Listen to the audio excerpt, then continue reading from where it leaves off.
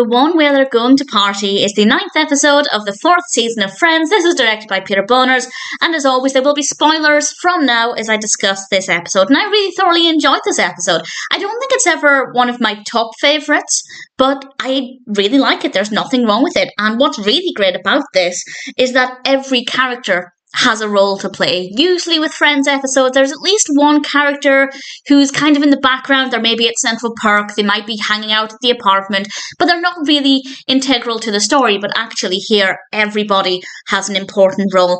And as always, I will go through the various aspects of the narrative. We have 3 key plots here. One involving Monica and Phoebe, one with Rachel, and one with Ross, Joey, and Chandler. And again, that's quite unusual. It's unusual that we have the 3 guys all involved in the same story. So I think this is a pretty special episode for that reason. So the story with the guys, Chandler asks Ross if he's ready to party. Ross initially says not really because there's a thing on TV about bumblebees that he wants to watch, and it turns out that actually their old friend Mike Gandalf Ganderson is in town, and the name I don't love because they're calling him Gandalf because his surname is Ganderson, but they're also calling him Gandalf because he is, and I quote, the party wizard. I feel like they shouldn't have made his name Ganderson. It would have been more fun if they just called him Gandalf purely because he was the party wizard. I am nitpicking. It really isn't that important. And Joey doesn't understand the reference. I imagine for a long time I didn't understand the reference either. And it struck me for the first time just now when watching this that Lord of the Rings, the film, wasn't even out. When this episode aired, Ross mentions to Joey, didn't you read Lord of the Rings in high school? And I kind of thought, hang on, what about the film? And then I checked the dates and realised the film wasn't even out then, which is pretty incredible. Unfortunately, Gandalf is stuck in Chicago, so Ross and Chandler don't get to go to party. And Joey comes in and mentions Gandalf, as he calls him, and for such a long time. In fact, even to this day, when I hear Gandalf, my brain thinks Gandalf. So I love that. And they decide to all go out and try and party without him, and they're exhausted, and we have a great scene in Central Perk. So I really liked that part of the episode. We then have one with Monica and Phoebe. They actually start the episode off by showing off a new catering van that they've purchased. I feel like this is a bit premature because they've only had one job, but nevertheless, they buy this catering van, and Monica is also having the opportunity to fill in for somebody as a food critic for the Chelsea Reporter. It's a once-a-week thing, and she writes a negative review for Allesandro's. And Allesandro turns up at her house, and basically, he ends up inviting her to be head chef at his restaurant. And obviously that's brilliant. That's exactly what Monica wants. Fantastic. She's getting career progression. Phoebe is obviously not happy about this because they had plans to do this catering business, and Phoebe was really excited about this. And it's something that started out as her just helping Monica out, but actually she allowed herself to get really excited and hopeful for this business. So for Monica to turn around and just say, well, actually, as she said, you don't need me, that's going to hurt. And Monica comes up with this list of ideas, and I'd love to know what some of those ideas were. And ultimately, Monica says, I'll do the catering business, which I think is admirable, because as she said, she did make a commitment to Phoebe. But we have this beautiful scene, again at Central Perk. Central Perk is a brilliant location for a whole variety of emotions. And Phoebe realises that this is a great opportunity for Monica, but also Monica really went out of her way to come up with this list of things that she could do with the van.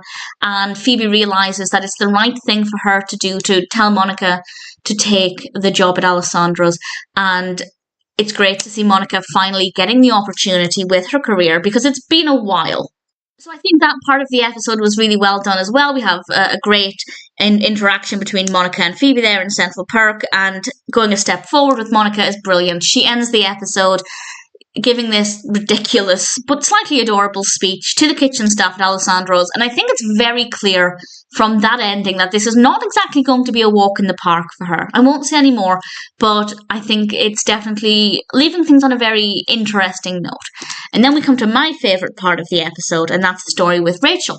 There is an assistant buyer position opening up in the junior miss department, so Rachel asks Joanna, basically, is it okay if I go forward with this? Joanna says, after messing with her for a bit, that it's fine, but actually Joanna is on the interview panel and she keeps telling all of these ridiculous lies about Rachel, and it must have been so uncomfortable, but it's so well done. And every time I watch this episode, I just keep thinking, Rachel, stand up for yourself and don't let Joanna tell these lies about you. So it's uncomfortable to watch, but I think there's definitely a lesson in there that you can't just let somebody walk all over you like that for their personal gains. What are the gains? Well, we do find out. And we have this great moment where I really related to Rachel, and I think that this is actually something that's a great takeaway from this. Rachel approaches Joanna and tells her that she's going to cry, or she might cry during this interaction. And as somebody who at least used to cry at the drop of a hat, I'm not so bad now that I'm older, but when I was younger, I would cry at any kind of confrontation. I think actually just saying, by the way, I might cry, really helps to take the pressure off the fear that you might cry during interaction. And I think that that's really great. Joanna reveals that she doesn't want to lose, and I quote, a perfectly good assistant. That's about as nice as Joanna gets, but I think that that must have been really reassuring to Rachel that while Joanna said all of these nasty things, she is actually good at her job. And Joanna decides to make amends by offering her a position as assistant buyer in this department. She's going to make the position, she's going to get a raise, everything's going to go well, she's going to get her own office. I don't remember the first time I watched this episode, but I think it's safe to say that nobody could have predicted what happens next. Rachel goes home, tells Monica, tells the others she's really excited, everything's fantastic, she goes back to work, excited to start her new position, and we find out that Joanna had died. She was hit by a cab after leaving the office, and I did not see that coming. Well, I imagine I wouldn't have seen it coming. I've seen this episode many times now, of course, but I feel like that is so unexpected. And, of course, Rachel is very concerned because there was no evidence that she'd been promoted to assistant buyer. And that's going to really hurt. Your boss dying is going to hurt regardless, but to have just been given the job of your dreams, at least as far as the next step in your career goes, only then for that to be pulled out from underneath you, that's gonna hurt. Obviously, the death of Joanna is gonna hurt more. Well, maybe. But that's going to sting as well.